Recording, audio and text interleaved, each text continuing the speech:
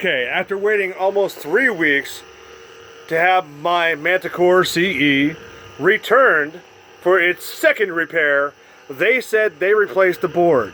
One, it did not come with the factory presets. It had my main setting as its main setting.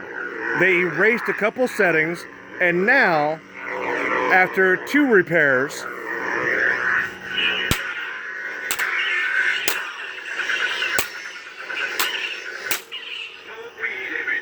it gets turned off. Let's go again. Let's go again. It's doing the same thing they did before. They said they replaced the diamond board. Okay, there we go. There we go. Now I gotta power it down. This is after 2 repairs. They said they replaced the board, but my original setting is still on there, but my obsidian setting is not, and the mute setting is not on here. There it goes again. Blade on blade.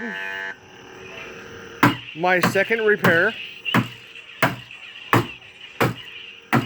I do believe that they owe me $32 in shipping fees so far, and they should send me a fully operational saber after months of going through repairs.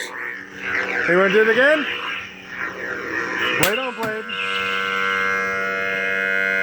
Blade on blade. Failure, failure. Same thing that was going on before.